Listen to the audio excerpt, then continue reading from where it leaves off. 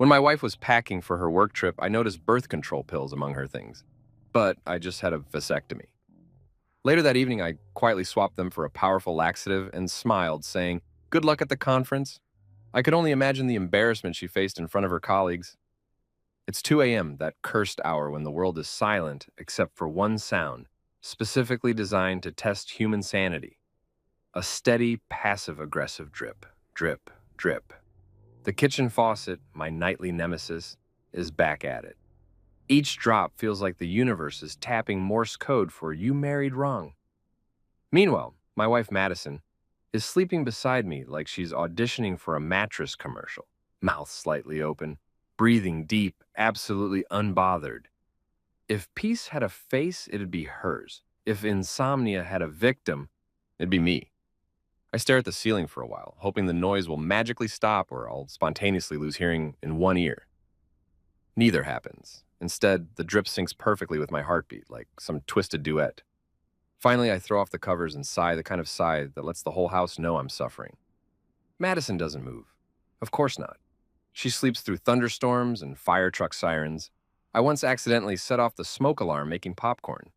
She rolled over and mumbled, "Get the insurance papers." I grabbed my old wrench from the toolbox, the one I inherited from my dad along with his sarcastic streak and high blood pressure, and shuffle into the kitchen wearing boxers and disappointment. The tile's cold, the air's colder, and I can smell last night's takeout judging me from the trash can. The faucet gleams like it's mocking me. "All right, you metallic demon," I mutter, crouching down to work on the pipe. That's when I see it. The open travel bag sitting on the counter. Madison's bag. Normally, I'd ignore it. She travels for work all the time, chasing business strategies and networking opportunities, which is corporate for overpriced cocktails and pretending to like people named Chad. But something about the way the bag gapes open catches my eye. Inside, her usual stuff. Lip gloss, perfume, charger, conference badge. Then my gaze lands on a familiar blister pack. Birth control pills. At first, my brain doesn't compute. It's like spotting a bear in your backyard.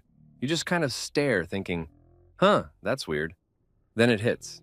I had a vasectomy, a whole-ass, medically verified, paperwork-signed vasectomy. My swimmer's retired, gold watch ceremony, and everything. So why the hell would Madison need these? I freeze, wrench in hand, mouth slightly open, heart pounding so loud it almost drowns out the dripping. Almost. My first thought, maybe they're old.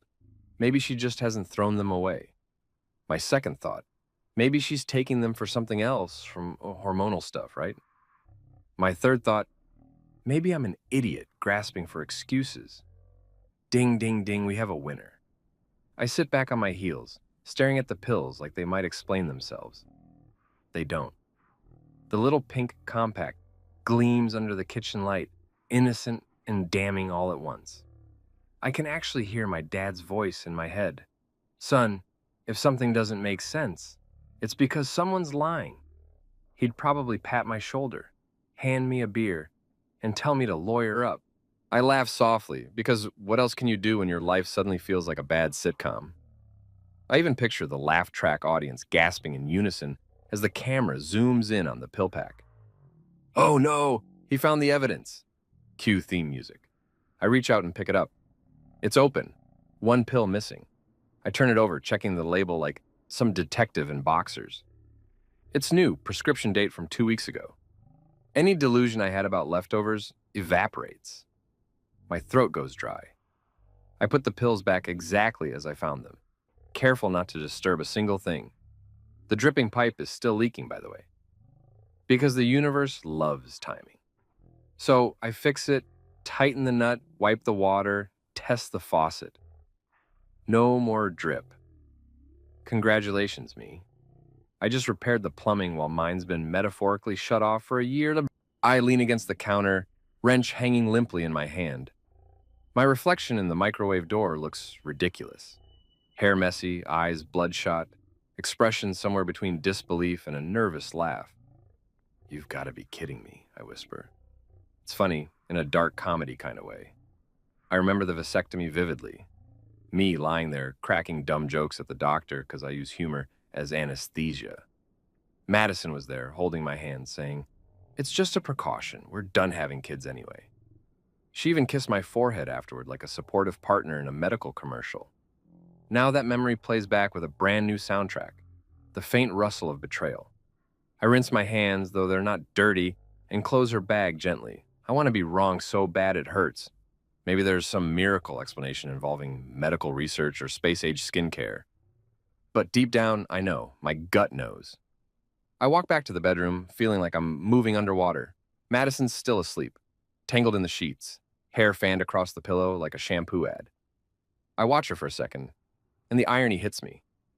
I used to love moments like this, the quiet, the comfort of just existing next to someone.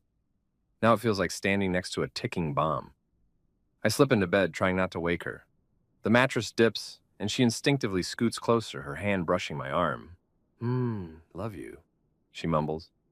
For a split second, my heart does that stupid thing where it wants to believe her. Old reflex. Then I remember the compact, the pills, the date. I swallow a bitter laugh. Love you too, I whisper, though it feels more like a confession than a response. I stare at the ceiling again. No drip this time, just silence, the kind that screams louder than noise. And here's the twisted part. A small piece of me feels relieved. Because for months, something's felt off. Late nights at the office, the sudden obsession with personal development seminars. The new wardrobe that screamed somebody else is watching me get dressed. I told myself I was paranoid that marriage had seasons. Well, this season's called Winter of Deception, and I'm the idiot who didn't check the forecast. I glance at the clock, 2:47 a.m. Great. I'll either sleep never or dream of pharmacies. My mind starts spinning scenarios like a conspiracy board. Madison sneaking around, mystery man with too much cologne, hotel receipts, fake conferences. I almost laugh again because it sounds too cliche to be real. But cliches exist for a reason, right? They're what happens to people who don't pay attention until the drip becomes a flood. I turn on my side, watching her chest rise and fall. She looks peaceful, beautiful even. The kind of beauty that makes you want to believe she couldn't possibly be guilty of anything uglier than using too much conditioner. And yet, a thought hits me, sharp, cold. If she's cheating, I don't want to explode. I want to understand. I want to see the full picture before I act, because once I act, there's no going back. My dad always said revenge tastes best when it's slow cooked. So I make a quiet promise to myself, right there in the dark, I'll play dumb. I'll listen, observe, collect evidence like a polite little detective in sweatpants. She won't see it coming because Madison underestimates quiet men. She thinks silence means surrender. She doesn't realize silence is where I sharpen knives. The room feels heavy, thick with secrets and fake peace. Outside, the neighborhood's dead quiet except for a stray cat yowling like it knows drama's about to drop. I close my eyes, forcing my breathing to match hers. Tomorrow, I'll fix the smile, pretend everything's fine, flip pancakes, crack jokes. But right now, lying next to her, I know something fundamental has shifted. Marriage is weird. You spend years building routines, inside jokes, shared playlists, matching towels, and then one small discovery cracks it open like an egg. Suddenly, you're analyzing everything. The way she said, good night, the delay before she answered texts, the new perfume that a coworker recommended. It all rearranges itself into a story you wish you hadn't read. I whisper to the dark, you really messed with the wrong plumber, Mads. It sounds ridiculous, but it helps. Humor's my armor, sarcasm my shield. If I start crying now, I'll never stop. I roll over and face the wall. My brain replays the drip sound even though it's gone. Each phantom drop reminding me that every leak starts small. One crack, one oversight, one moment you didn't double check. I fixed the pipe tonight, but the damage isn't in the plumbing. It's in the trust. And unlike faucets, there's no wrench for that. Sleep doesn't come easy. When it finally does, it's shallow and restless. Full of warped dreams where wrenches turn into microphones and Madison's whispering love you on a stage lit by flickering fluorescent lights. I wake just before sunrise, heart pounding, drenched in sweat, not sure if it's the dream or the truth that scared me more. The drip's gone, but the realization isn't. It echoes louder than any noise could. My marriage is leaking, and no amount of tightening will hold forever. The next morning smells like burnt coffee and betrayal. The sun's streaming through the blinds like it's mocking me for still being here, playing the role of loving husband. Madison's already up, humming off key in the kitchen. Normally, I'd find that cute. Today, it sounds like a war chant. I drag myself out of bed, pull on sweatpants, and glance in the mirror. I look like the before picture in an antidepressant ad. When I walk into the kitchen, she's flipping pancakes with that fake domestic bliss energy influencers post on Instagram. Morning, babe, she says cheerfully, as if she didn't just leave her secret pills in plain sight last night. Sleep okay? Like a baby, I reply, forcing a smile. Woke up every hour crying. She laughs, but it's that tight kind of laugh people use when they're deciding if you're joking. I sit down at the table, and she pours coffee into my mug like nothing's wrong. Got a big day today, she chirps. Conference prep. I'm flying out tomorrow morning. I sip my coffee, bitter, perfect. Seattle, right? She nods, brushing her hair out of her face. And I notice she's wearing that navy blouse, the one she calls her power shirt. Translation: the one that gets her the most compliments from men who think cologne equals charisma. Just a few days, she adds quickly. Team building, strategy sessions, networking, you know how it is. Yeah, I know exactly how it is. The way she says team building sounds like code for coordinated adultery. Networking sounds exhausting, I say, stabbing a pancake like it owes me money. It's not so bad, she says, eyes sparkling. Connor Blake's going to be there. There it is, the name, Connor. I've heard it before, casually dropped here and there, always with that little uptick in her voice. The one that says, I'm pretending this guy doesn't make my serotonin spike. I swallow a bite, chew slowly. Connor, right? The consultant guy? She nods eagerly, completely missing the sarcasm dripping off my words. Yeah, the one I told you about. He's brilliant. He's been mentoring me, helping me think more strategically about my career. I want to ask, strategically, as in horizontally? But I don't. I just raise an eyebrow and say, sounds educational? Oh, it is, she says, flipping another pancake like she's performing for Food Network. You'd love him. He's super creative, really innovative. Uh-huh, I mutter. Bet he is. Madison's phone buzzes on the counter. She glances at it, smiles, and types a quick reply before I can even blink. I don't have to look to know who it is.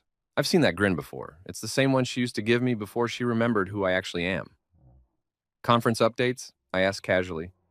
Yeah, she says too quickly. Just coordinating schedules. Schedules, right. I take another bite, nodding like I'm buying it. Gotta make sure those panels are lined up. She blinks. Panels? You know, conference panels. The ones where people talk about synergy and market penetration while secretly planning to hook up in the hotel bar. She laughs again, but this time her eyes flicker, just for a split second, before she forces a grin. You watch too many movies. Maybe, I say, but they get a lot right. For a while, we just eat in silence. She scrolls through her phone between bites. Every few seconds, she giggles. Giggles. Actual giggles. Madison never giggles. She's the kind of woman who finds tax deductions interesting and emotions inconvenient. So yeah, when she giggles, someone else is typing the punchline. Who's funny? I ask finally, feigning curiosity. Oh, no one, she says, too fast, eyes glued to her screen. Just a meme from the group chat. I sip my coffee, pretending to accept it. Inside, I'm already planning an entire psychological warfare campaign. The birth control pills were a grenade. This? This is confirmation the pin's been pulled. She stands up and starts packing her lunch. I might need to leave early tomorrow, she says, tossing protein bars into her tote. The team's meeting at the airport lounge. Teamwork makes the dream work, I say. My voice so sweet it could rot teeth. You got everything ready? Almost. She turns and her perfume hits me. Expensive, floral, way too much for an early morning flight. Can you grab my dry cleaning later? Of course, I say, smiling. Anything for my career-driven wife. Thanks, babe.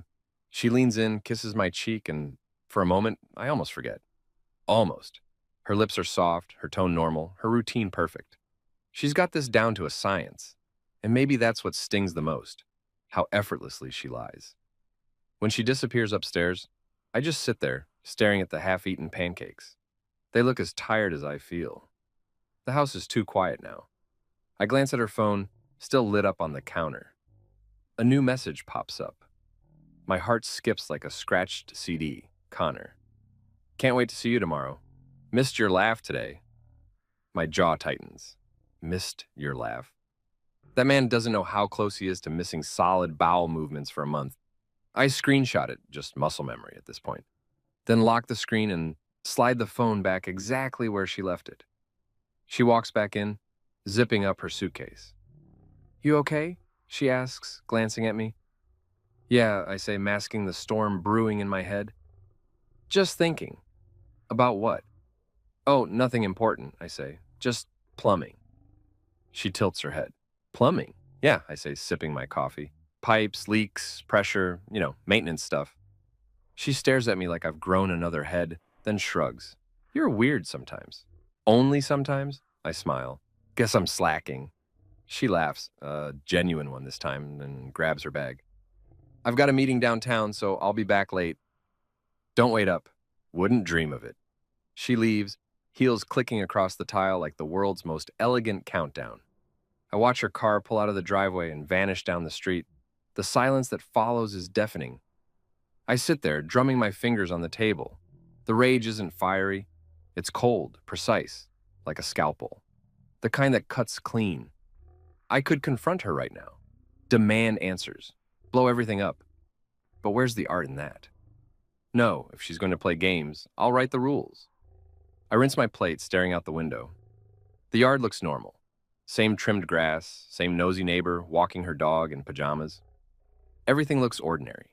And that's the funny thing about betrayal. It hides best in routine. The pancakes, the kisses, the travel plans, all camouflage for chaos. My phone buzzes. It's my buddy Marcus, the IT guy from college who now hacks Wi-Fi passwords for fun and legally questionable profit. His text reads, "Game night Friday?" I reply, "Maybe. Gotta handle something first." He sends back a meme of a raccoon holding dynamite. Don't do anything illegal without me. I laugh, the first real laugh of the morning, and text back, "Define illegal." I clean up the kitchen, still thinking about Connor. The name alone sounds douchey. Probably a guy who wears fitted vests and says things like, "Let's circle back." I can already picture him. Slick hair, smug grin, probably thinks Coldplay is deep. I grab my car keys, debating whether to follow her downtown just to confirm my suspicions, but I stop myself. Not yet. If I start tailing her now, I'll look desperate. No, better to stay calm, observe, document, and maybe, just maybe, start crafting an insurance policy of my own. By noon, she texts, "Busy day, don't forget to eat lunch." I stare at it for a second before replying, "Wouldn't miss it. How's your mentor?" No response. I smirk. Gotcha. I drive to the hardware store, pretending to care about faucets and pipes, but my mind's already spinning schemes.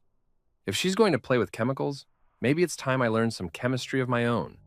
I imagine her face when Karma shows up wearing an apron. By the time I get home, she's texted again. "Sorry, crazy meeting." Connor's idea blew everyone's mind. Yeah, I bet it did. I resist the urge to reply something nuclear and just text back, "Bet it did. You always did love surprises." She doesn't answer. Figures. The rest of the evening drags like a Monday in purgatory. I make myself dinner, spaghetti and cynicism, and scroll through Netflix without watching anything. The quiet stretches on until it's suffocating. Finally, I grab my phone and open the calendar. "Conference in Seattle," she said. That gives me time. Time to plan, prepare, and make sure her little getaway turns into the most memorable trip of her life. I close my eyes, picturing her laughing at her phone this morning, whispering Connor like it's a secret worth keeping. My jaw tightens again. Fine, she wants to play pretend? I'll play pretend. She'll never see it coming. And for the first time since last night, I feel something new. Not sadness, not rage. Purpose. Tomorrow, the games begin.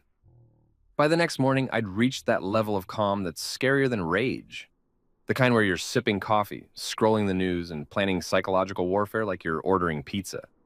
Madison was in the shower singing Shivers by Ed Sheeran, which felt painfully ironic considering I was about to give her a reason to experience actual shivers. Her suitcase sat half open on the bathroom counter. all perfectly packed.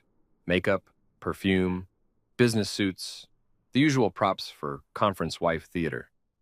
The pink compact case sat right on top, mocking me like a neon sign flashing lies in here. I stared at it while stirring my coffee. My hand didn't even shake. That's when I knew I was in dangerous territory, the kind of calm that makes therapists nervous. But before I turned into the world's most sarcastic vigilante, I needed supplies. Not bullets or blueprints, just something far more poetic. Laxatives. Yeah, you heard that right. Super strength, digestive Armageddon grade laxatives. The kind pharmacists warn old ladies about. When Madison left for her team meeting, I grabbed my keys, threw on my hoodie, and drove to the nearest drugstore. The place smelled like antiseptic and bad life choices. The clerk, a teenager with pink hair and eyebrow piercing, gave me the "are you dying or pranking someone" look when I slapped 3 boxes on the counter. She said slowly. These are in industrial strength. Perfect, I said, deadpan. They're for a prank video. She tilted her head. You're filming someone using these? I smiled. Let's just say someone's been full of crap for a while, and it's time for nature to take its course. Her eyebrows rose. Sir, you might want to consider therapy. Oh, I have, I replied. But this is cheaper. I left with a paper bag full of poetic justice and the satisfaction of a man taking control of his narrative. When I got home, Madison's car was still gone, which meant I had time for precision. I pulled on rubber gloves like I was handling radioactive waste, which technically I was. Then I opened the sacred compact, her vitamins. Each little pill sat neatly in place, smug in its deceit. You ever see those spy movies where the agent swaps diamonds under a camera's blind spot? That was me, except my diamonds were digestive grenades. I carefully replaced each of her birth control pills with the identical-looking laxatives I'd found. The color match was perfect. Both soft pink, same shape, even the same faint, chalky smell. I felt like Michelangelo painting vengeance in tablet form. While I worked, I hummed the Mission Impossible theme under my breath because, honestly, if you're going to commit an act of petty genius, you need a soundtrack. Every pill went back in the same spot, aligned perfectly, like the planets before an eclipse. When I finished, I snapped the compact shut, exhaled, and admired my handiwork. I just created the world's first moral detox kit. The timing was perfect, too. Her flight was tomorrow. That meant my little gifts would kick in right about the time she'd be smiling over appetizers with Connor, mentor of mischief, Blake. As I cleaned up, I thought about what kind of person I was turning into. The kind who plants laxatives in his cheating wife's purse. Not exactly the hero you root for, but honestly, heroes get screwed, strategists survive. Around noon, Madison came home. She smelled like citrus and ambition, her hair tied up, face glowing like she just got promoted in emotional manipulation. You're home early, I said, keeping my tone casual. Meeting wrapped fast, she replied, setting her bag down. Connor had to run, so we rescheduled. Oh, I bet he did. Probably to pack matching suitcases. Good for him, I said. Guy sounds efficient. She grinned, completely missing the dagger in my tone. He really is. We're lucky to have him on the team. Yeah, lucky, like a stomach virus in July. She wandered into the kitchen, opening the fridge, humming again. Hey, can you remind me to take my vitamins tonight? I always forget before a trip. My grin almost betrayed me. Don't worry, I said softly. I won't let you forget. She smiled, oblivious, and I swear, the universe winked back at me. That night, while she showered, I sat in bed pretending to scroll through emails, but mostly rehearsing my internal monologue for future Netflix dramatizations of this moment. The steam from the bathroom drifted out, carrying that expensive lavender scent she always used. Her bag sat on the dresser, zipper half open, compact case peeking out like a pink little time bomb. I took a sip of water, feeling smug in a way that was almost spiritual. When she stepped out, towel around her hair, skin glistening, she smiled at me like nothing was wrong in the world. Everything packed? I asked casually. Almost, she said, rubbing lotion on her arms. I think I'm forgetting something. You sure? I emphasized, voice deliberately light. You've got your essentials? She frowned, thinking, then snapped her fingers. Oh, right, my vitamins. She zipped open the bag, grabbed the compact, and dropped it into the side pocket. Good catch, babe. Anytime, I said, giving her a grin that probably should have tipped her off if she wasn't blinded by guilt and perfume. She walked over, kissed me on the forehead, and said, "You're my rock, you know that?" I almost laughed out loud. "Yeah," I said, voice calm. "Solid as they come." She smiled, totally unaware that the rock she was standing on had just shifted beneath her feet. After she turned off the lights and crawled into bed, she curled up beside me. My mind was racing, but I kept my breathing even. She rested her head on my chest, and I stared at the ceiling, the ghost of last night's dripping sound echoing faintly in my head. This time it didn't irritate me. It motivated me. I knew people might call me petty for what I'd done. But here's the thing. Betrayal demands creativity. Anybody can scream, throw things, or walk away. It takes real art to make karma punctual. I lay awake for hours thinking about Connor. I pictured him with his stupid, innovative smirk, talking about synergy, while pretending not to stare at Madison's legs. I wondered if he had any idea he was about to experience secondhand consequences. He probably thought he was invincible. The office golden boy. Well, gold melts under heat, and my plan was about to light the furnace. The next morning, Madison was up early, buzzing with excitement. "Flight's at 9, she said, brushing her hair while checking her phone. Connor texted, "They're meeting at the lounge first." "Oh," I said, pretending to be impressed. "Team strategy, right?" She nodded, missing the sarcasm completely. "Yep, we've got a presentation on new marketing funnels." "Funnel," I muttered. "That's one word for it." She raised an eyebrow. "What?" "Nothing," I said quickly, standing and stretching. "Just thinking about plumbing again." She rolled her eyes. "You and your pipes." "Yep," I said, smiling faintly. "It's all about pressure and timing." She laughed, kissed me goodbye, and grabbed her suitcase. "I'll call you tonight," she said cheerfully. "I'll be waiting," I said, and meant it, just not for the reasons she thought. After she left, I watched her car pull away until it disappeared down the street. Then I leaned against the doorframe and exhaled. It was strange. Part of me felt powerful, the other part hollow. Love and revenge mixed like bleach and ammonia, intoxicating, but you can't breathe for long. I poured myself another cup of coffee and stared at my phone. My thumbs hovered over Marcus's name. He was my chaos consultant, the friend who once hacked his ex's Spotify just to replace every playlist with breakup songs. If anyone could appreciate what I'd done, it was him. I texted, "Operation Vitamin Swap complete." He replied instantly. "You didn't, I did." "Bro," he texted, "you're either a legend or going to hell with VIP seating." "Probably both," I wrote. He sent back a string of laughing emojis and the words, "Record everything." "Don't worry," I murmured aloud, setting the phone down. "I intend to." That evening, Madison texted me a photo of her hotel view, some skyline shot probably taken from Google Images. "Miss you already," she wrote. "Sure you do," I muttered. I smiled, replied, "Miss you too," and set my phone on the counter. Then I waited. I poured whiskey, turned on the game, and counted the hours. Somewhere in Seattle, the lovebirds were having dinner, and somewhere between the appetizer and dessert, her internal symphony would start. I pictured the scene vividly, Madison laughing, flipping her hair, suddenly pausing mid-giggle, eyes widening in alarm. Connor probably asking, "You okay?" while she excuses herself, clutching her stomach like karma just punched her from the inside. I raised my glass to the empty room. Cheers to gastrointestinal justice. The sound of the ice clinking against glass was almost poetic. By midnight, I got a text.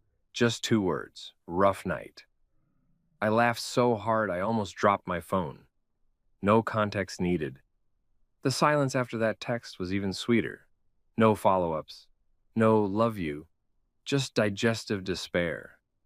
As I turned off the lights and headed upstairs, I felt lighter than I had in months. I wasn't healed, not yet, but I'd taken back control. The best revenge isn't destruction, it's watching someone's lies implode on themselves while you calmly sip your drink.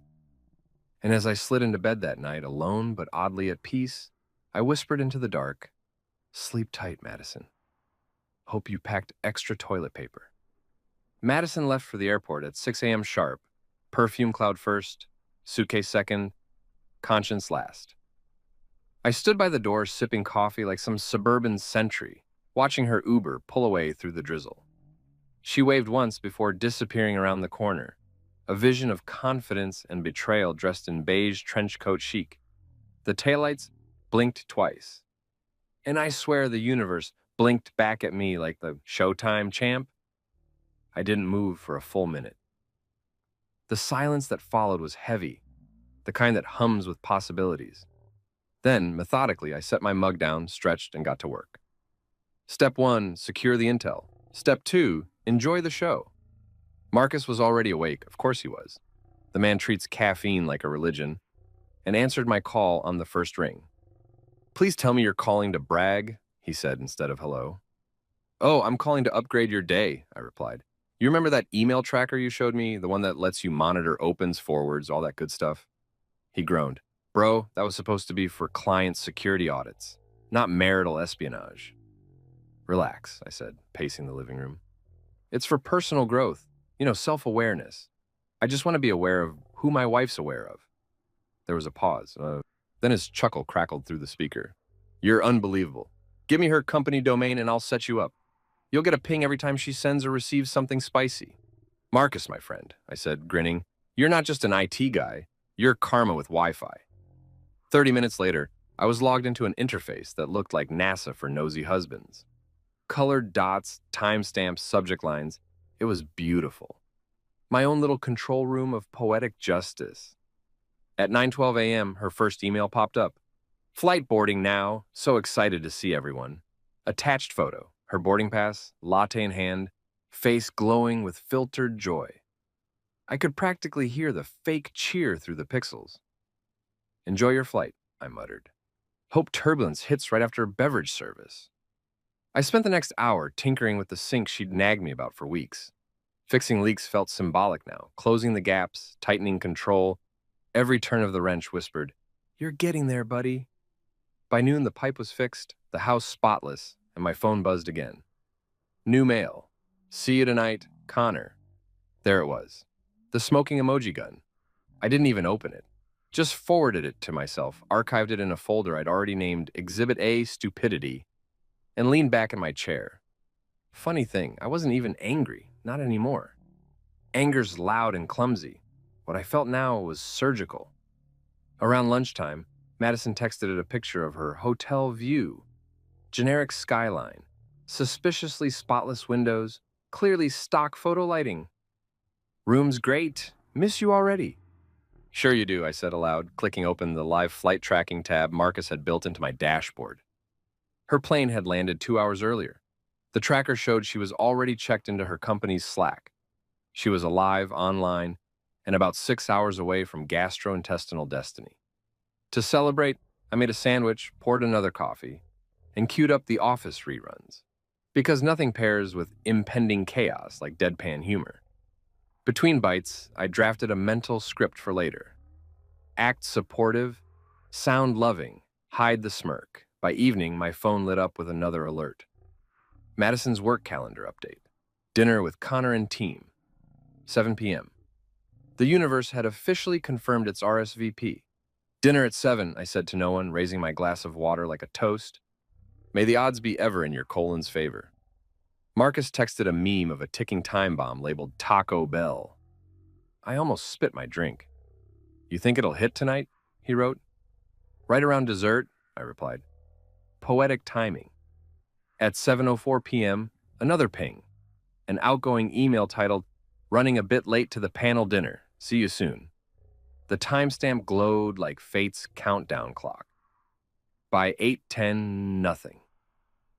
At 8:17, my phone buzzed. One text, 2 words. Don't ask. I laughed so loud the neighbor's dog barked. I couldn't help picturing the scene. The elegant conference restaurant, dim lighting, everyone sipping wine while Madison tries to smile through the opening salvos of gastric regret. Connor, oblivious, complimenting her presentation while she sweats through polite small talk. Then the panic, the polite excuse, the power walk that turns into a sprint. 8:30, another buzz, Marcus again, update. She texted, don't ask. There was a pause, then a string of laughing emojis, and one word, legend. I tossed my phone onto the couch and doubled over laughing until my stomach hurt more than hers probably did. For once, I didn't feel like the guy holding the short end of the stick. I was the one writing the script. When the laughter died down, I poured myself a beer and opened her email dashboard again. Sure enough, there was a new one in her drafts folder. Half-typed, never sent. Sorry, had to run. Not feeling well? Tell Connors I'll see him tomorrow. Oh, Madison. Tomorrow's not looking so good either. I clicked save, closed the laptop, and leaned back with a satisfied sigh. I should have been furious about the betrayal. Instead, I felt vindicated, like I'd taken the universe's chaos and turned it into choreography. Around 10, I decided to call it a night. Before heading upstairs, I glanced once more at her texts. Nothing new since Don't Ask. I imagined her curled up in a 5-star hotel bathroom, questioning her life choices, and whispered, "Sweet dreams, sweetheart. May the porcelain gods grant you mercy." Sleep came easy for me that night. Maybe it was the beer, maybe the justice. Probably both. The next morning, sunlight poured through the blinds, warm and smug. My first thought was that I didn't hear dripping. My second was that I hadn't heard from Madison. Usually she spammed morning check-ins like a Hallmark intern. I checked my phone. No texts. Curious, I opened the email tracker. There they were, 3 messages from her sent between 2 and 4 a.m., all flagged urgent. The first read, "Had bad food reaction. So embarrassing." Connor and the team were so sweet about it. The second, "Doctor says maybe a bug. Need rest. We'll miss morning session." And the third, "Love you for being so patient with me." I almost snorted coffee out my nose. Patient? Lady, I'm practically a saint. I sent back a short reply. Hope you feel better. Stay hydrated. Classic husband tone. Warm, supportive, devoid of suspicion. The kind of text that makes cheaters underestimate you harder. Marcus called an hour later, voice already grinning. "So, did Karma board the flight or what?" "Oh, she boarded," I said. "She even upgraded to explosive seating." He wheezed, laughing. "You're going to hell." "Maybe," I said, smirking, "but I'll be well hydrated when I get there." After the call, I went about my day like any regular man whose marriage was imploding and thriving simultaneously. Groceries, bills, gym. Life felt strangely simple without suspicion gnawing at the edges. Every errand came with a silent victory soundtrack. By afternoon, Madison finally texted, "Feeling a little better." Connor brought me soup. Of course he did, probably the kind that promised comfort and delivered heartburn. I typed, "He's a great colleague," deleted it, retyped. That's nice of him. Hit send, no emoji. You can't give emojis to people who weaponize affection. Evening rolled around and she FaceTimed me from her hotel bed, hair messy, face pale. "Hey babe," she croaked. "You won't believe the last 24 hours. "Oh, I can imagine," I said, keeping my tone neutral. "Something I ate must have been bad," she said, clutching her stomach. "I threw up half the night and, you don't want to know the rest." I raised an eyebrow. "Seattle cuisine can be tricky. Too much variety." She groaned. "I never want to see seafood again." "Maybe stick to simple meals," I suggested, trying not to grin. "Yeah," she said weakly. "Connor said the same thing." "I bet he did," I muttered. "What?" "Nothing, just take care of yourself." She smiled faintly. "You're so good to me." If irony had a face, it'd be mine in that moment. "Always, huh?" I said. "Now get some rest. Big day tomorrow?" "Yeah, we've got another presentation." "Wonderful. Don't strain yourself." When we hung up, I stared at my reflection in the black screen. I looked calm, too calm. Maybe I should have felt guilty. But guilt's for people who started wars, not the ones who end them elegantly. Before bed, I opened her Instagram. There it was. The conference's official page had posted group photos. Everyone was smiling. Madison, however, looked like she'd just lost a round with destiny. Pale, forced grin, holding a water bottle like it was holy scripture. Comments poured in. "Trooper, hope you feel better, Mads. You're such a dedicated professional." Dedicated, all right. To chaos. I couldn't resist. I liked the post. Subtle move, strategic placement. If she saw the notification, it'd remind her that I was always watching, supportively, of course. Later that night, Marcus texted, "You realize you just created the digestive equivalent of a Greek tragedy, right?" "Yep," I typed back. "And Act 2 starts tomorrow." The next morning, a new email appeared in my tracker. Flight change request. Apparently, she was trying to come home early. The subject line said it all. Need to rest and recuperate. Of course you do. Karma's not done with you yet, sweetheart. I poured another coffee and smiled. Watching someone's lies unravel isn't instant gratification. It's a slow-motion masterpiece. Every rough night, every forced smile, every fake apology waiting to be born, all of it was leading somewhere. And for once, I wasn't the clueless husband cleaning up the mess. I was the conductor, baton raised, ready for the symphony of consequence to reach its crescendo. As I closed my laptop, I whispered, "Bon appetit, Connor. Hope you like your mentorship sessions spicy." The house felt lighter again, the pipes quiet, the air still. I'd fixed the leaks, inside and out. For the first time in months, I didn't dread the silence, I owned it. You know that feeling when you're scrolling through your phone, waiting for Karma to post an update? That was me the next morning. Bleary-eyed, half-dressed, coffee in one hand, justice in the other. My screen lit up like it had news from the front lines. Because, well, it did. My personal battlefield was the Seattle Marriott Ballroom, and the soldiers were Madison's intestines. The first ping came at 8:42 a.m., a new email from her. Subject line, "Great first day." Panel was amazing.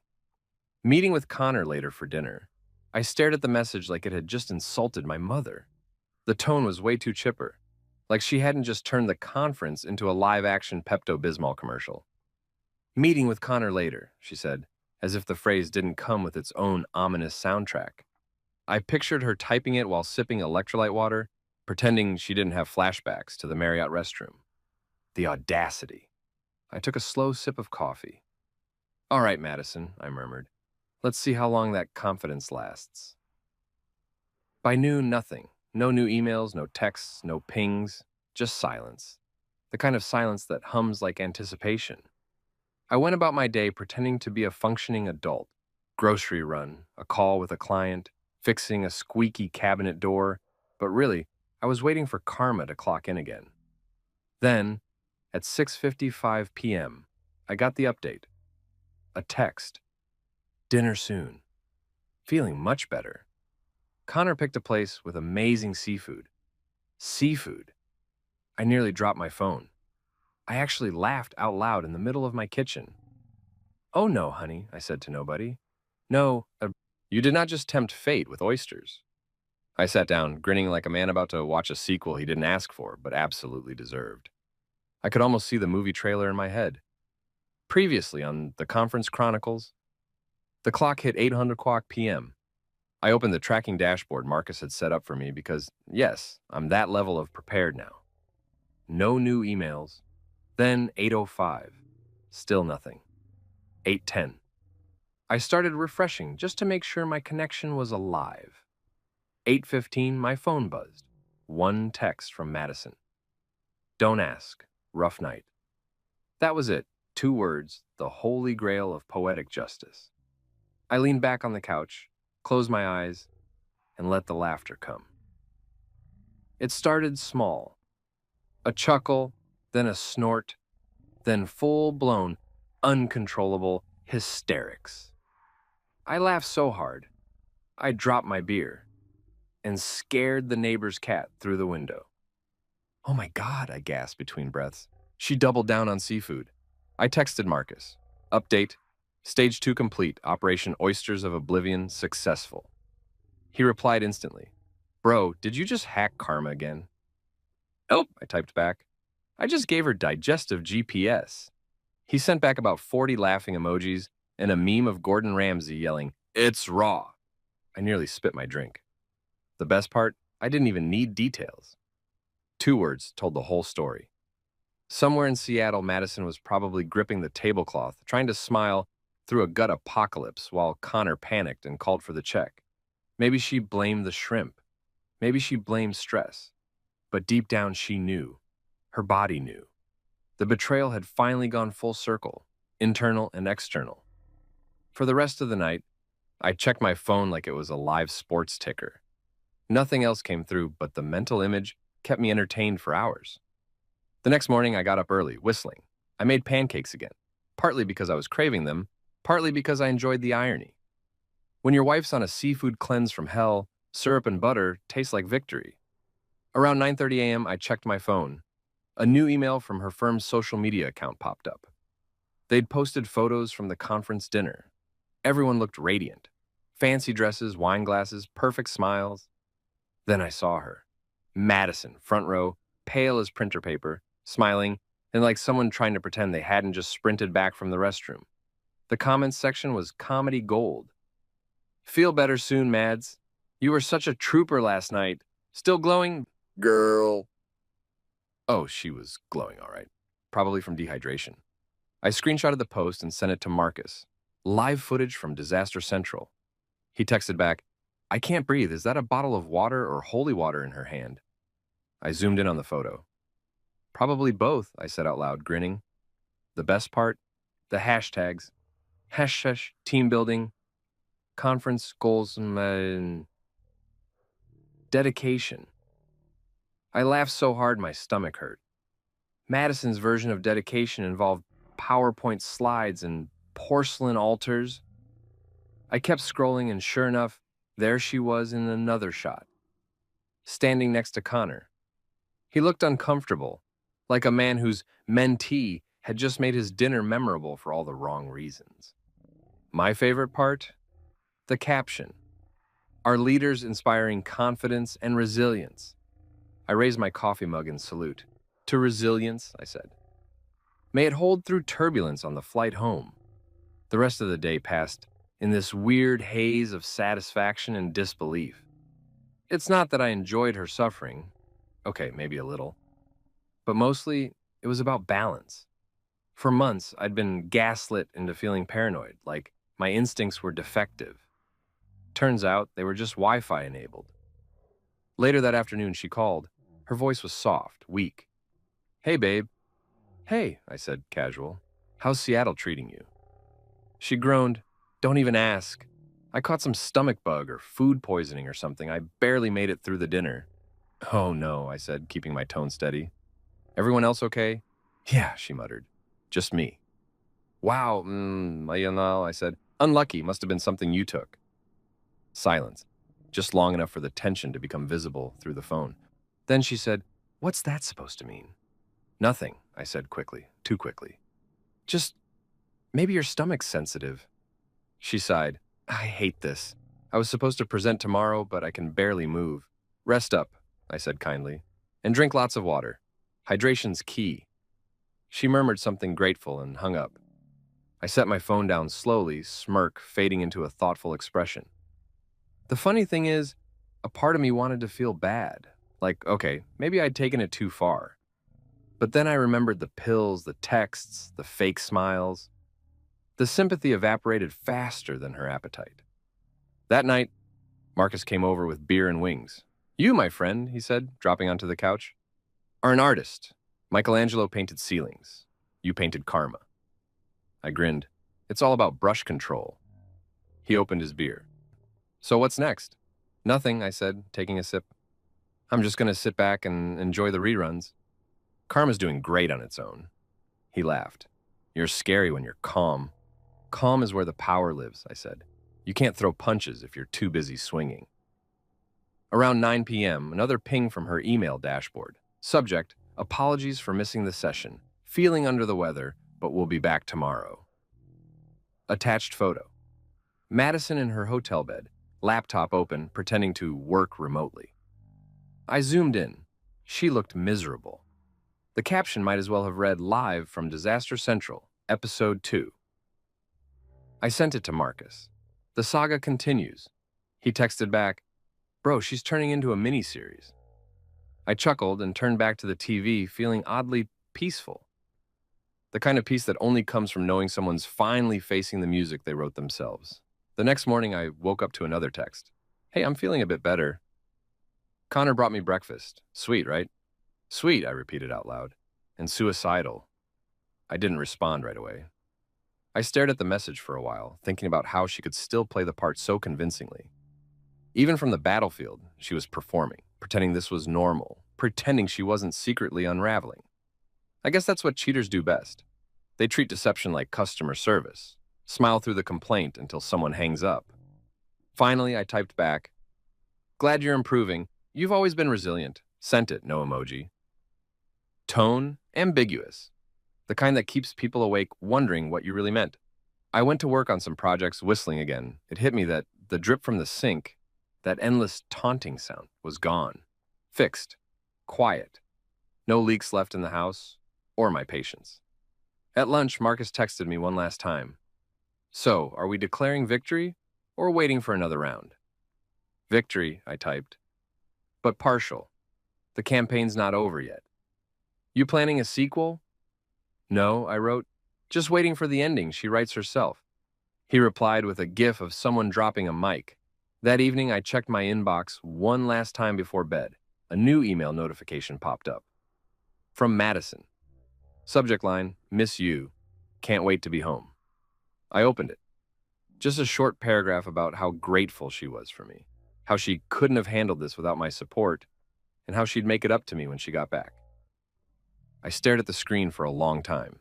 The words looked sincere, but sincerity's just decoration when it comes from a liar. I smiled anyway, typed back a simple, "Can't wait either, get some rest." Then I deleted the email, shut the laptop, and went to bed smiling. Because I knew one thing for sure. She wasn't sleeping easy, not tonight, not for a while. By day 2 of Madison's Seattle work trip, I'd already learned something important about betrayal. It doesn't just hurt, it schedules itself. It shows up in your inbox at 9 a.m., attaches pictures of people pretending to work, and CCs your pride. I woke up early that morning, made myself a breakfast that didn't taste like Heartbreak, and opened my laptop like it was Christmas morning for Petty Husbands. The conference's official account had already posted a fresh batch of photos on Instagram. The caption read, "Day 2, collaboration, creativity, and coffee." Cute. Except Madison didn't look creative. She looked like she'd been through an emotional exorcism. There she was, third from the left, pale and glassy-eyed, clutching her water bottle like it contained salvation. The comments were a masterpiece. "Feel better, girl. Still shining through it all. You're such a trooper." Oh, she was trooping, all right, straight through the consequences of pharmaceutical sabotage and bad life choices. I leaned back, sipping my coffee, grinning at the screen. Somewhere in Seattle, my wife was sitting through a panel about market synergy, while her insides hosted a rebellion. And that, my friend, is what I call poetic alignment. The phone rang. Marcus, naturally, he lived for updates now like I was streaming a live reality show. "Morning, Mr. Karma," he said. "What's the latest from the battlefield?" "Day 2, I said. "The troops are holding the line, but morale's low." He laughed so loud, I had to move the phone away from my ear. "You're insane. She posted anything?" "Photos. She looks like a ghost trying to fake enthusiasm." "Classic conference face," he said. "You realize you've turned this into a sport, right?" "I prefer the term performance art," I replied. I could hear him snickering. "You're scaring me, man. What happens when she comes home?" "Ah," I said, staring at the screen. "That's the season finale." By lunchtime on Wednesday, Madison's voicemail landed in my inbox. I didn't pick up when she called because, honestly, I wanted to savor it. Her voice sounded weak, like someone narrating their own karma documentary. "Hey, babe," she croaked. "Crazy stomach bug hit me out of nowhere. Can you believe it? Everyone's fine but me. Must have been something I ate." I hit replay just to hear it again. Must have been something I ate. I almost applauded. 10 out of 10 delivery. A masterclass in unintentional irony. I texted her back. "Hope you recover fast. Maybe try staying hydrated." It took her 2 hours to respond. "You're sweet. I'm drinking tons of water. Miss you." I read that, laughed, and whispered, "Sure you do." That night, I decided to up my surveillance game. Marcus had already set up access to her email, but I wanted visuals. So I did what any rational man in 2025 would do. I checked the conference's public live stream. Apparently, they were broadcasting a segment called Empowering Tomorrow's Leaders. I clicked play, and there it was. The Marriott ballroom full of bright-eyed professionals pretending they weren't hungover. And then I spotted her. Madison, my wife, sitting front row, hair perfect, smile fake, posture immaculate. For a second, I just watched her, trying to remember what it used to feel like when I believed that smile was real. Then the camera panned, and there he was, Connor Blake, Mr. Mentor himself. Square jaw, tailored suit, smug face that screamed LinkedIn influencer. He leaned toward her at one point, whispered something, and she laughed a little too hard. I didn't even feel anger anymore. Just amusement. Because if she thought this was subtle, she clearly underestimated the observant power of a betrayed man with Wi-Fi. Half an hour later, I refreshed her inbox again. A new message. Subject, thanks for checking on me. Sender, Connor Blake. I swear, the winking emoji was the cherry on this sundae of stupidity. I opened it. The body said, glad you're feeling better. Dinner tonight? There's a place near the waterfront. Low lighting, great view, just the two of us. Promise no seafood this time. I actually clapped. Oh, Connor, I muttered. You magnificent moron. I forwarded it to myself, Exhibit B. Then I forwarded it to Marcus, who texted back 5 seconds later. This dude is writing his own obituary. Pretty much, I replied. I'm just the archivist. Later that evening, around 7, another text from Madison arrived. Heading to dinner with Connor to thank him for being so sweet. Don't wait up. Wouldn't dream of it, I said aloud. By now I could almost picture the scene. Dimly lit restaurant and overpriced entrees, two people pretending to discuss work while toe-flirting under the table.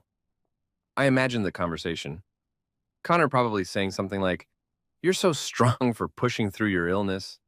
Madison blushing, playing coy, pretending she wasn't mentally drafting excuses. And somewhere between her pretending and his grinning, I imagined her stomach growling like a thunderstorm. Poetic timing never fails. Sure enough, at 8:41 p.m., my phone buzzed.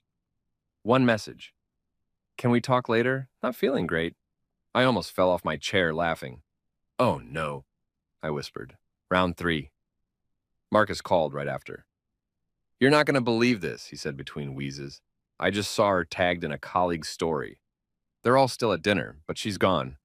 Bathroom break, I said, smirking. Dude, you are terrifyingly calm. Calm men make the best villains, I said, taking a sip of beer. The next morning, I woke up to a barrage of messages. Madison's coworkers were apparently living their best lives, posting selfies with captions like, Team Vibes, an amazing night out. Meanwhile, her own account was silent, not a single update. Then, at 9:27 a.m., she texted me. Hey babe, crazy night. I think I'm coming down with something serious. Connor's getting me medicine. I didn't even bother replying immediately. I made myself breakfast first. Eggs, bacon, black coffee. The breakfast of the emotionally liberated. When I finally responded, I wrote, hope he gets the right prescription. Something gentle. She didn't reply. By noon, the conference organizers posted another update. Group photo. Bright daylight, smiling faces, no Madison. The caption read, Day 3. Some of our team members are resting, but the show goes on. Resting. What a polite euphemism for redecorating a hotel bathroom. Marcus texted again, man, she's out sick. Her coworkers just tweeted about missing her on the panel. Yeah, I replied. Guess her system's just rejecting lies. He sent back, bro, you're dangerous with metaphors. That evening, my phone rang. Madison again. Her voice sounded rougher than before.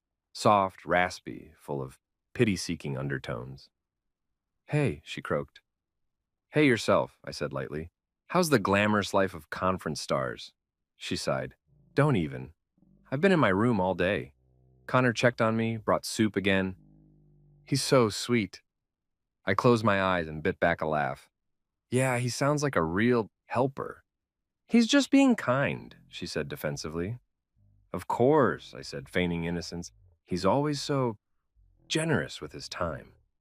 Why are you being weird? She asked, her tone shifting. Just tired, I said. Late night, Oh, she said softly. I miss you. That was the part that got me. The I miss you. Not because it felt genuine, but because she said it like it was a line she'd rehearsed. I exhaled. Rest up, I said finally. You'll need your strength for your flight home. Yeah, she whispered. Can't wait. Neither could I. After hanging up, I just sat there in silence, staring at the dark window reflection of myself. My own face looked different, calmer, sharper. Revenge has a weird side effect. It makes you see yourself clearer. Not the angry version, not the desperate one, the controlled one. I thought about how easily people rewrite stories.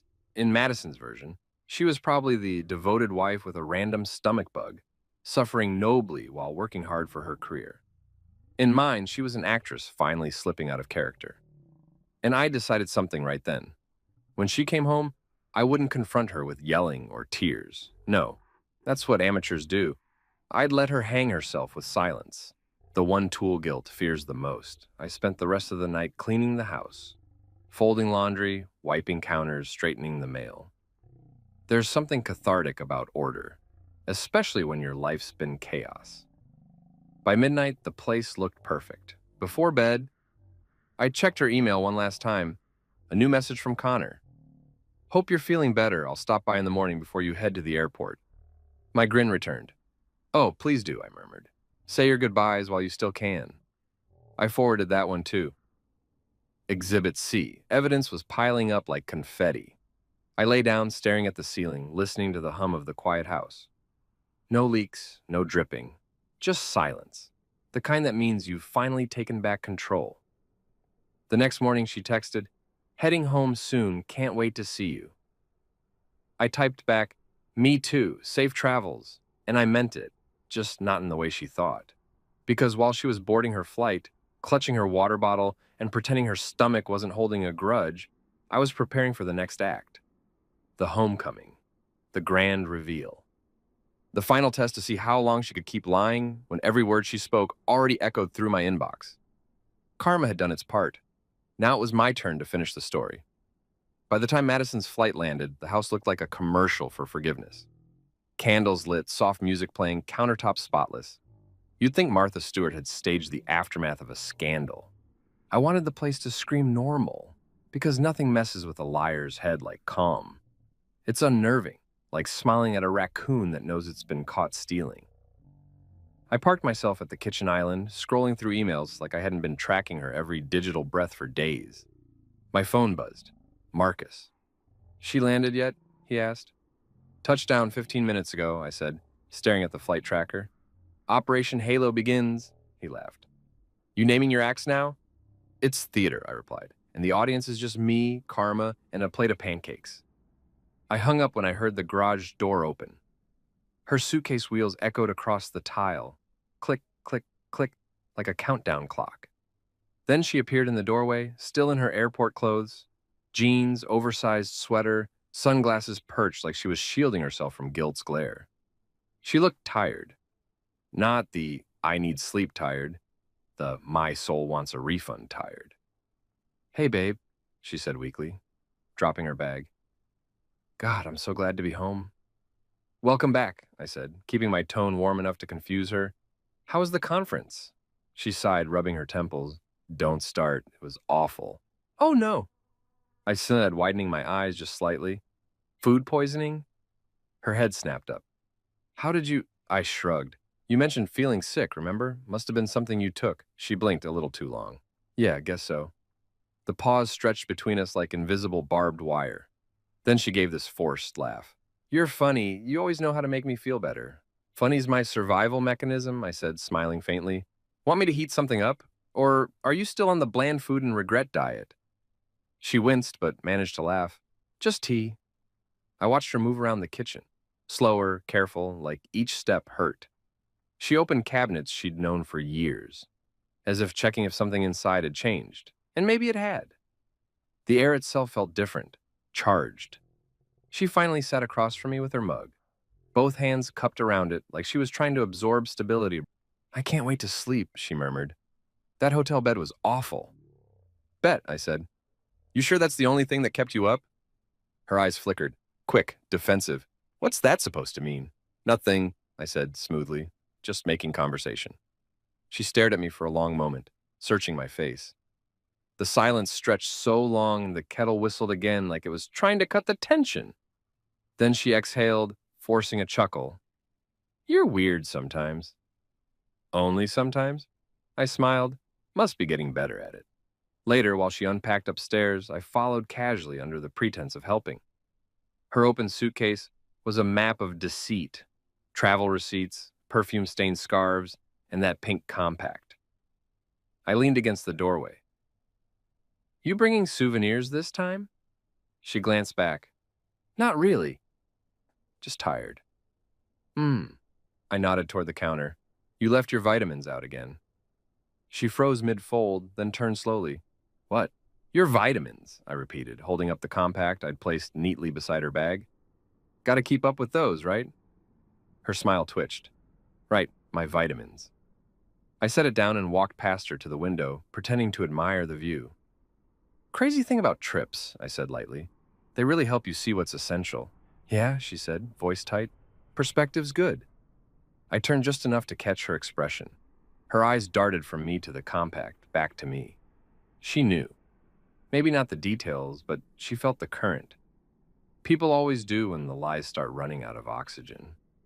I smiled softly. Glad you're home, Mads. Really. She forced a smile, too bright. Me too. That evening I decided to play host. I cooked real food, not takeout, and even opened a bottle of wine. She perked up at that, clearly relieved. Nothing says false security like a romantic dinner with a man you think you've successfully fooled. Halfway through the meal, she finally relaxed.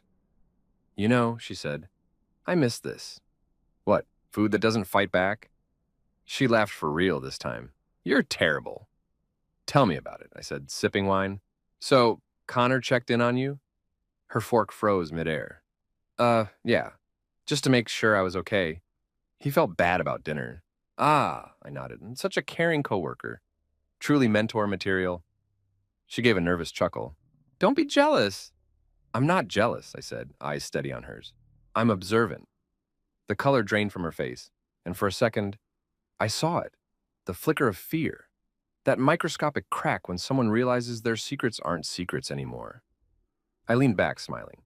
I actually saw some of the conference photos. Looked like fun. She blinked. You saw those? Of course, you looked pale. Her eyes dropped to her plate. I told you, I was sick.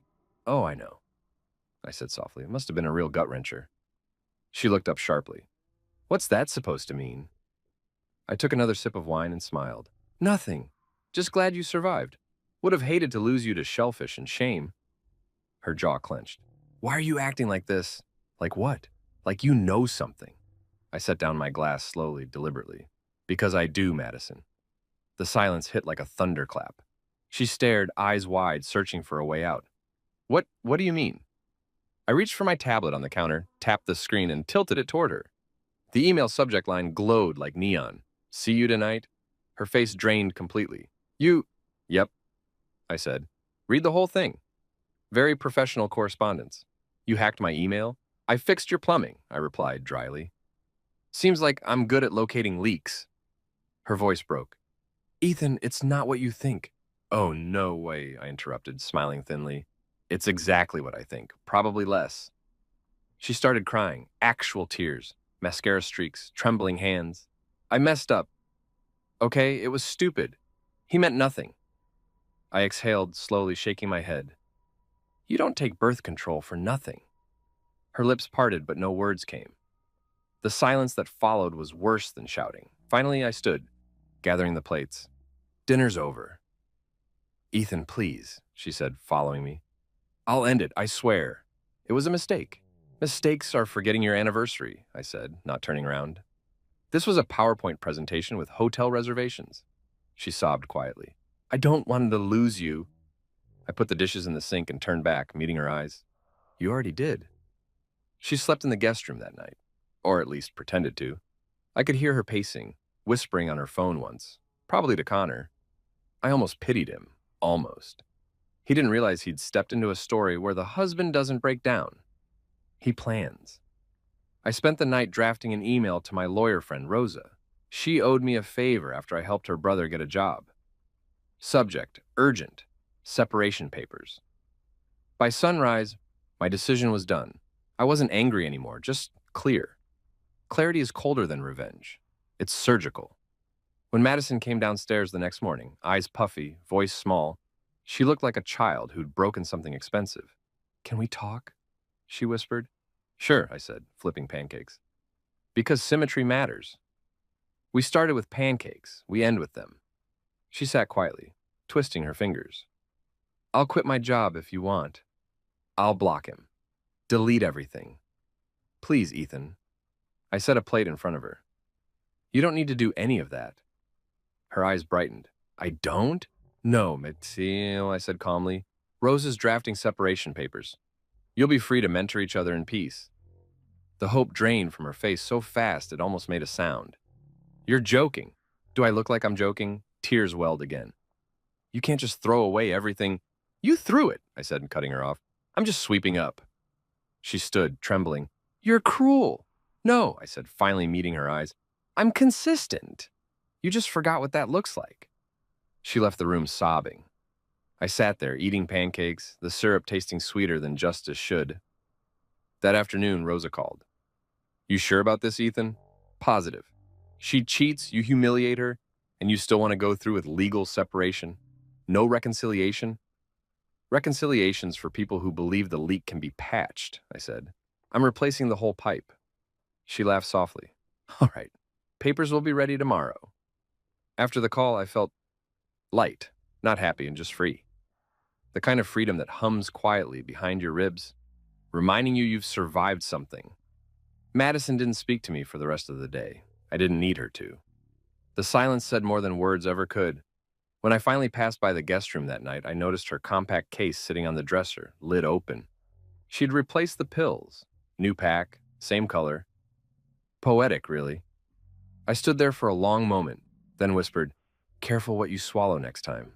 When I finally went to bed, the house was still. No dripping, no crying, no lies bouncing off the walls. Just quiet, clean quiet. I thought about everything: the drip, the wrench, the pills, the emails, the looks. Every piece of the story had led here, to this steady calm. It wasn't revenge anymore. It was resolution. Before sleep took me, I sent one last text to Marcus. "Operation complete. Leak fixed. System stable." He replied instantly. "You're one scary plumber, bro." "No leaks left," I typed. "Only lessons." And for the first time in months, I fell asleep without the soundtrack of betrayal humming in my head. Just peace. Solid, earned, and entirely mine. The week after Madison's return felt like living with a ghost who still ate my cereal. She moved through the house quietly, careful not to bump into anything, especially the truth. I'd wake up to find her making coffee like some nervous barista auditioning for redemption. She tried small talk, little jokes, even offered to fix the broken porch light she'd ignored for 6 months. Guilt is fascinating. It turns liars into handymen. Me? I played along, smiled when appropriate, nodded at her stories, even laughed once or twice. I was the picture of calm domesticity, a man supposedly mending, while in reality I was collecting emotional interest on her deceit. People think silence is passive. It's not. Silence is strategy and surround sound. On Wednesday morning, I walked into the kitchen to find her humming again. It was almost comical, her trying to resurrect normal. "Good morning," she said brightly, like she'd practiced it in the mirror. "Morning," I said, pouring coffee. "Sleep?" "Better," she lied smoothly. "I've been thinking a lot about us." "That sounds exhausting," I said. And she blinked, caught between confusion and a chuckle she couldn't quite commit to. She cleared her throat. "I know you're angry, Ethan. I get it. But I want to rebuild." "Of course you do," I said, taking a sip. "People always want to rebuild the house after they set it on fire." She winced. "That's not fair." "Neither was the affair," I replied, calm, steady. "But we're not keeping score, right?" She fell quiet, staring at her mug like it might offer legal counsel. After breakfast, she went upstairs to catch up on work, which was my cue. I slipped into the living room, opened my laptop, and checked the shared cloud folder Marcus had rigged. Yes, I still had access to her company email. What can I say? Trust issues make great IT habits. Sure enough, there it was. Fresh correspondence. Sender. Connor Blake. Subject, just checking in. The message was short. Hope you're feeling better. Missed talking to you this week. You were the best part of the conference. I laughed out loud, startling the dog, and this guy's got the survival instincts of a moth near a porch light. I forwarded the email to myself, Exhibit D, and then, because pettiness is an art form, I printed a copy and folded it neatly into an envelope labeled Mentorship Program. I slid it into my desk drawer, right beside the separation papers Rosa had drafted. Because nothing says closure like documentation. That evening I cooked dinner again. Steak this time. Madison walked in surprised. You're cooking? Yeah, I said. Figured I'd make something memorable. She hesitated, probably wondering if memorable meant edible or emotionally scarring. Smells great, she said carefully. We sat down, plates between us, knives glinting under the pendant light. Halfway through the meal, she started. Connor texted me today. I didn't even flinch. Oh? How's your mentor? She paused, fork in midair. Ethan? What? You brought him up. He just wanted to see how I was doing. He feels awful about everything. Everything? I asked, tilting my head. You mean the part where he was comforting a married woman? Or the part where his digestive system survived dinner? She sighed, frustrated. Can you stop making jokes about it? I could, I said, chewing slowly. But then how would I process my trauma? Ethan, I'm serious, she snapped. So am I said evenly. You keep saying he was just a mentor. Mentors don't text hearts at midnight, Madison. They send feedback forms. She opened her mouth, closed it, then tried again. It wasn't like that. I was confused. He listened to me when I felt unseen. Oh, that's rich, I interrupted. You felt unseen, so you started scheduling private viewings? Her eyes filled with tears. I'm trying to be honest with you. No, I said quietly. You're trying to rewrite the story before it goes public. She pushed her plate away, stood pacing. You don't understand, Ethan. You stopped caring long before Seattle. Maybe, I said, but I didn't outsource affection to a man named Connor Blake. She stopped pacing, glaring at me through glassy eyes. You're cruel. I smiled faintly. Cruelty's relative. Honesty just hurts more because it doesn't flinch. She stormed upstairs, muttering something about space. I let her go. Let her stomp, cry, text whoever she needed to. Because every move she made was proof of concept. She couldn't live without control. And right now, she had none. Later that night, I heard her phone buzz on the counter. I didn't even have to look. I knew who it was. I picked it up anyway. Connor again. Still thinking about you. Wish we could talk like before.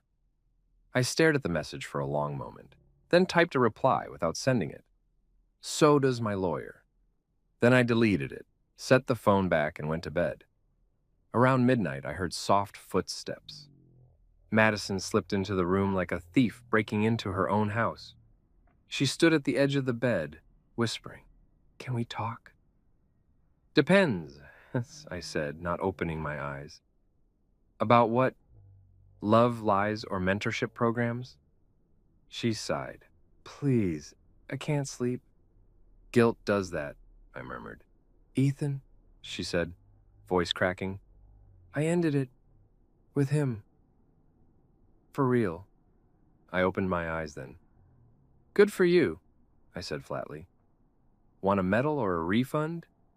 She sat on the edge of the bed, staring at her hands. You don't believe me. I believe you did something, I said. I just don't think it erases everything else. She started crying quietly.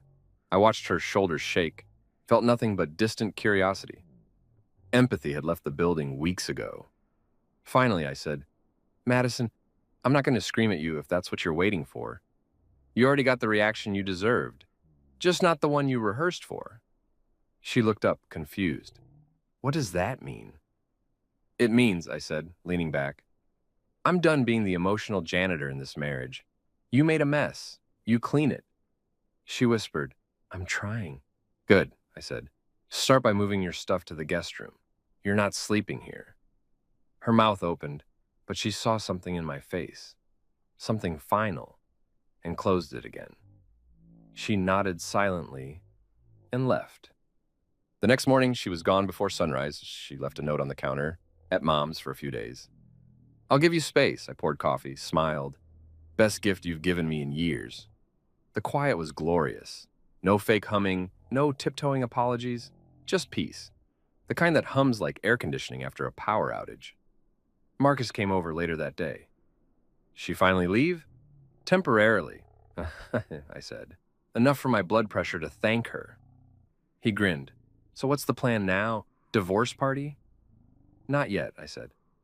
First, I want her to sign the separation papers while she's still too guilty to argue. After that, maybe a new life where my Google Calendar doesn't include therapy sessions. He laughed. Man, you're colder than my ex's heart. Call it climate control, I said. He sobered a bit. You good, though? Actually? I thought about it. Good's a stretch, but functional, absolutely. Functionality is underrated. And 2 days later, Madison came back. She looked worn down, less like a villain, more like a person who'd been hit by her own plot twist. Can we talk? She asked at the door.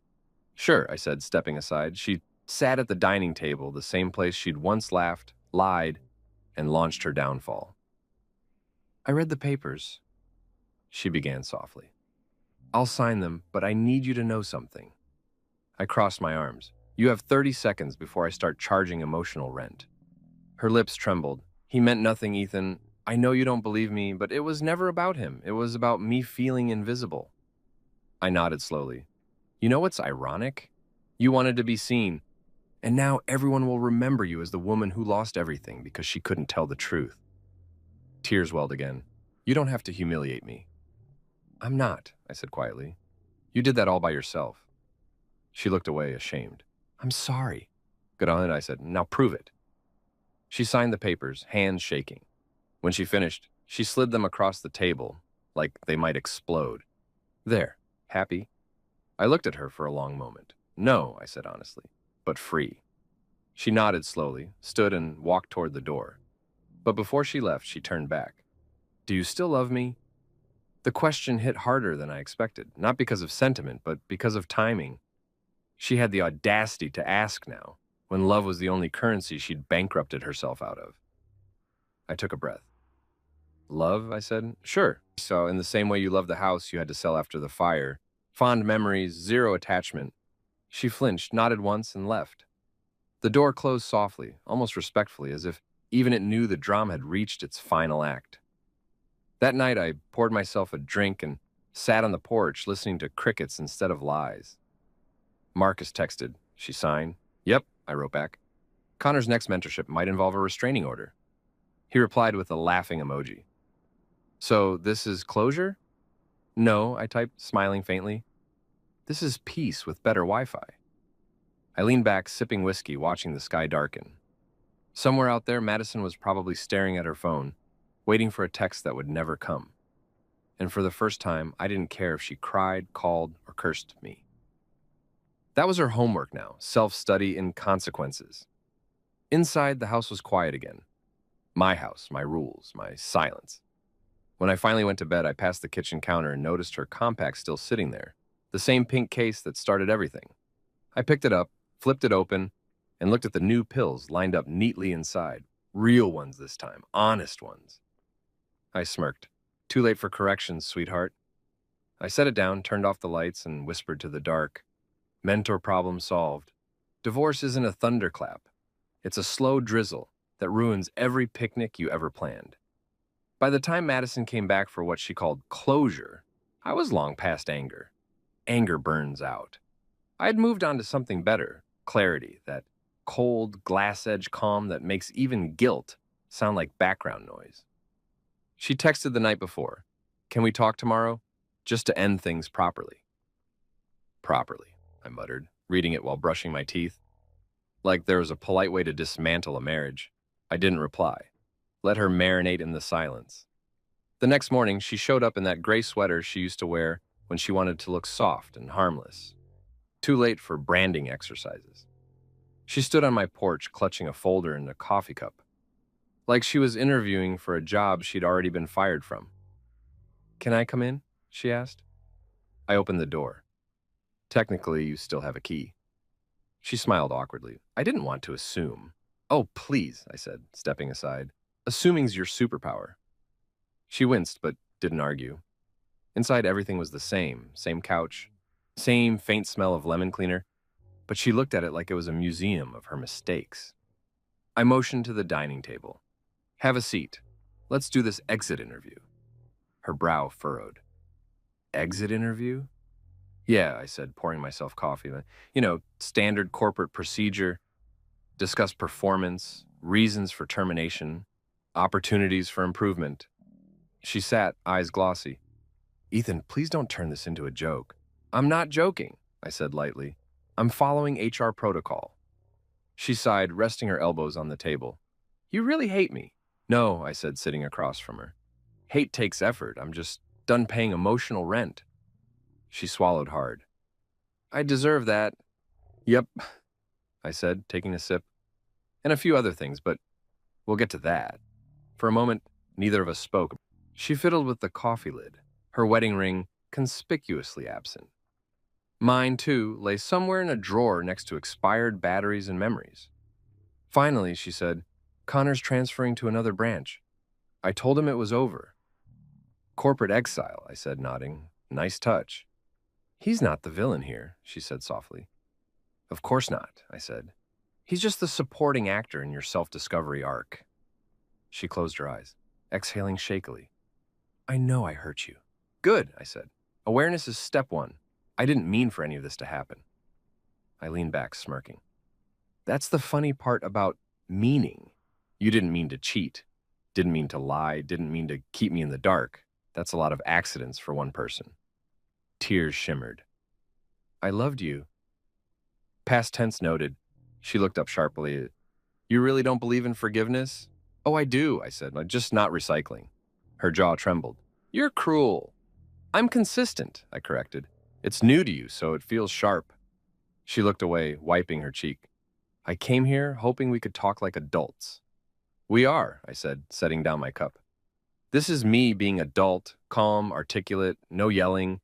Do you want me to yell? Would that make you feel better? She shook her head. I just want to explain. Then go ahead, I said, gesturing. The floor's yours. She took a breath. After your vasectomy, I felt disconnected. You were distant, focused on work. I felt invisible. Connor listened. It started as mentorship, then I raised a hand. Stop. Don't insult my intelligence with cliches. We drifted apart. He listened. I felt unseen. I've heard the script.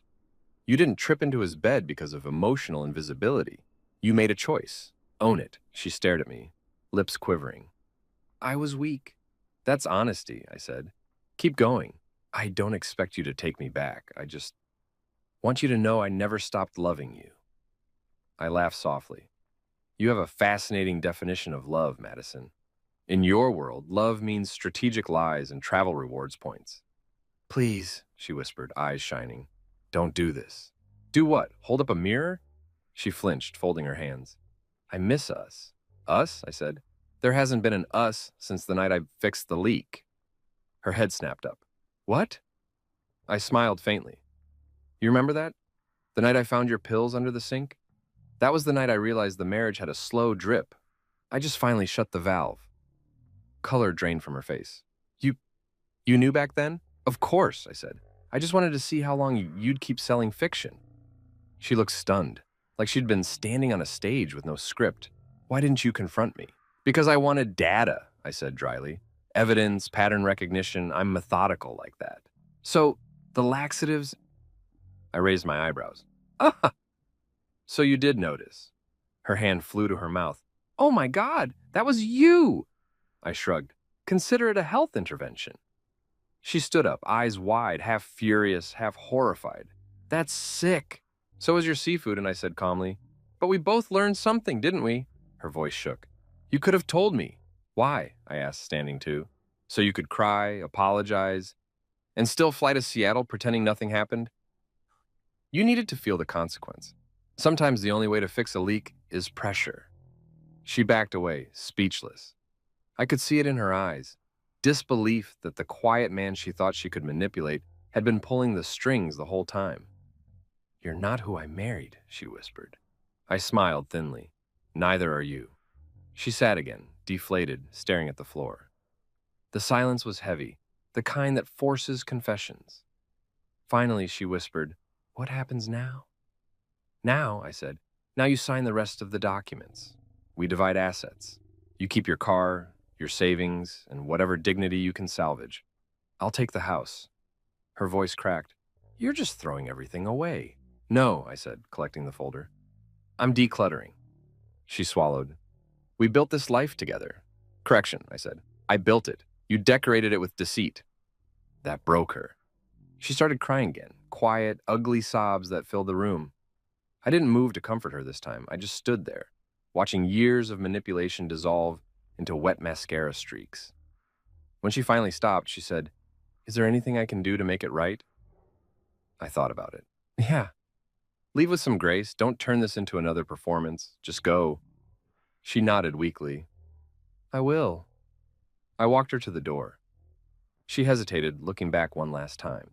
"Do you ever wonder if we could have been happy again?" I met her gaze. "We were happy," and I said. "You just wanted applause." She flinched, bit her lip, and stepped outside. The door closed behind her with a soft click that felt louder than thunder. After she left, I stood in the living room, surrounded by the echo of everything unsaid. The silence was deafening, but clean. For the first time, I realized I wasn't angry anymore. Anger had served its purpose. Now I was just free. I poured myself a drink, sat on the couch, and stared at the papers she'd signed. My phone buzzed, a text from Marcus. "She gone?" "Gone," I typed. "So how's it feel?" I looked around. The light through the window hit the floorboards in perfect symmetry, no shadows. "Feels like breathing without static," I wrote back. He replied with a simple thumbs-up emoji. And that was that. That night, I went through the ritual of closure. I deleted her photos from my phone, emptied the shared drives, archived every email. Then, out of pure pettiness, I framed the printed message from Connor, the "See you tonight," one, and placed it in my drawer under the title "Lessons Learned." Not out of hate, out of reminder. Humans are capable of anything when they think they won't get caught. Before bed, I walked into the kitchen for water and saw the faint reflection of myself in the microwave door. Same face, different man. The kind who'd stared betrayal in the eye and smiled back. I lifted my glass to the reflection. "To closure," I whispered. "May it always arrive on time." The next morning, I woke early, habit more than need. The house was still, quiet except for the hum of the fridge. I made breakfast for one, eggs, toast, peas, and sat at the same table where everything had fallen apart. But it didn't feel like a grave anymore. It felt like reclamation. Halfway through my meal, I noticed the envelope she'd left behind. Her handwriting on the front. For Ethan. I opened it. Inside was a short note, no dramatics, no perfume, just black ink on white paper. "I know I don't deserve your forgiveness, but thank you for showing me who I really was. You always deserve better." I read it once, twice, then folded it neatly and dropped it in the drawer with the rest of the evidence. Not out of nostalgia, just record keeping. When I stepped outside, the air felt different, crisp, new. The neighbor waved. I waved back. Life somehow kept going. For the first time in months, I didn't look over my shoulder, didn't check my phone, didn't wonder what she was doing. My story wasn't about her anymore, it was about me. The man who fixed leaks, rewired trust, and learned that silence can be louder than vengeance. That evening, Marcus showed up with a pizza and 2 beers. "To freedom," he said, raising a bottle. "To peace," I corrected, clinking it. He grinned. "You gonna start dating again?" "Eventually," I said. "Right now I'm dating self-respect. We're exclusive." He laughed so hard, beer almost came out his nose. "You're ridiculous." "Yes," I said, smiling, "but at least I'm honest about it." We ate, talked trash about our old college days, and by the time he left, I realized the laughter didn't feel forced anymore. It was real, earned. When the door closed behind him, I turned off the lights and sat in the quiet again, listening. No drips, no echoes. Just the sound of a man finally done fixing what wasn't his to repair. 3 weeks after Madison signed the papers, the house stopped feeling like a crime scene. The air was lighter. The silence didn't bite anymore. It exhaled. I'd finally removed the last traces of her from the place. Her toothbrush, her cardigan on the coat hook, that one framed wedding photo she'd forgotten. I kept the frame, tossed the picture, and slid in a note instead. Do not resuscitate. Rosa called that morning to confirm the court filing. It's official, she said. You're a free man. Free. The word hit different when it wasn't printed on a marketing brochure. Thanks, Rosa, I said. Send Connor a fruit basket with a thank you card. She laughed. You're not right, Ethan. Never claimed to be. After hanging up, I stood in the kitchen, staring at the quiet faucet, the one that started it all. Funny how a leaky pipe can trigger an entire personal revolution. I twisted the handle. Not a single drop. No hiss, no drip. Perfectly fixed. Guess it was never about you, I told the sink. You just gave me the hint. Marcus dropped by with 2 coffees and his usual grin. So, officially divorced. How's it feel? Like finishing a marathon I didn't sign up for, I said. You don't win, but at least the bleeding stops, he laughed. You gonna celebrate? Already did, I said, nodding toward the trash bin where Madison's last text was deleted minutes earlier. I'm sorry. You didn't deserve it. I'd replied, you're right, I didn't, and blocked the number. Best toast of my life. Marcus raised his cup. To poetic justice and solid plumbing, and to women who read pill labels. I added clinking cups. We sat on the porch for a while, watching the neighborhood kids ride bikes. He said, you ever think you'll trust someone again? Sure, I said. But next time I'm hiring an auditor before a wedding planner. He snorted coffee through his nose. You need therapy. I've got caffeine and a friend who hacks emails for fun, I said. That's cheaper. After he left, I cleaned the porch, turned off my phone, and let the quiet stretch. For the first time, the silence didn't feel like something missing. It felt earned. That evening, I took a long drive, no destination, just the hum of the road and the kind of peace that comes when there's nothing left to explain. The city lights blurred by like old arguments fading out of relevance. Somewhere between one red light and the next, I realized I wasn't thinking about her anymore. I was thinking about me, what came next, what I wanted, what I'd stopped pretending to need. When I got home, I found the last piece of her, the pink compact sitting on the bathroom shelf, the same one that started the domino effect. I opened it one final time. New pills inside, legit ones this round. I smiled, snapped it shut, and tossed it into the trash. No more prescriptions for lies, I muttered. Later that night, I sat on the couch with a beer, the house dim except for the flicker of a muted game on TV. I wasn't lonely. I was just still. There's a difference. Loneliness is waiting for someone to fill the space. Stillness is realizing it doesn't need filling. Before bed, I checked my email. Old habits die nosy. A single message from Marcus. Bro, remember, karma doesn't need reminders. It's got Jeep. I laughed, closed the laptop, and looked around the living room one more time. Every inch of it was mine again. Not shared, not negotiated. Just mine. Upstairs, I brushed my teeth, turned off the lights, and caught my reflection in the mirror. The man staring back didn't look broken. He looked updated, like a version that had been debugged through hell. Congratulations, I told him. You survived love, plumbing, and Seattle. He smirked back. I climbed into bed, the sheets cold but honest, and let the dark wrap around me. The last thought before sleep wasn't about revenge or regret. It was relief. Madison could chase new beginnings, new mentors, new excuses. Me? I had peace, a quiet house, and the satisfaction of knowing that sometimes the cleanest break isn't from a person. It's from who you had to be to keep them. And with that, I turned off the light and finally slept without dreaming of drips, pills, or apologies.